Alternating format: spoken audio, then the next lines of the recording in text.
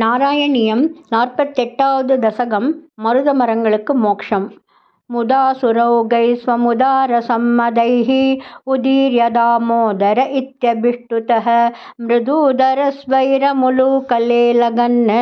अधूरतो द्वौ ककुबा उदैक्षताः कुबेरसूनुर्नलगूपराभिदः परो मणिग्रीव इति प्रतां गतः महेशसेवादिगतश्रियोन्मदौ चिरं किल त्वद्विमुखावकेलताम्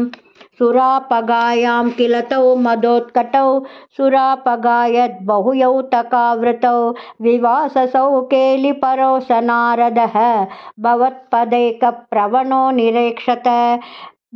प्रियालोकम् उपातवाससं पुरो निरीक्ष्यापि मदान्धचेतसौ इमौ भवद्भक्त्युपशान्तिसिद्धये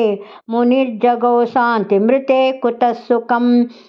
युवामवाप्तौ ककुबात्मतां चिरं हरिं निरीक्ष्यात पदं स्वमाप्नुतम् इति ऋतौ तौ भवदीक्षणस्पृहां गतौ व्रजान्ते ककुबौ बभूवन्तुः अतन्द्रमिन्द्रदृयुगं तथाविधं समेयुषा मन्दरगामिना त्वया तिरायुतोलूकलरोधनिर्धुतौ चिराय जीर्णौ परिपातितौ तरु अबाजिषाकि द्वितयं यदा त्वया तथैव तद्गर्भतलान्निरेयुषा महात्विषा यच्च युगेन तत्क्षणाद् अबाजि गोविन्द भवानपि स्तवैः इहान्यभक्तोऽपि समेशतिक्रमाद् भवन्तमेतौ खलु रुद्रसेवकौ मुनिप्रसादाद् भवदङ्घ्रिमागतौ गतौ वृणानौ खलु भक्तिमुत्तमां ततस्तरुद्धारणदारुणारवप्रकम्पी सम्पाति निगोपमण्डले विलज्जितत्वज्जननी मुखे क्षिणा व्यमोक्षी नन्देन भवान् विमोक्षदः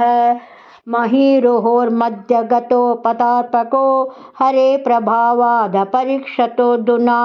इति ब्रुवाणैर्गमितो गृहं भवान्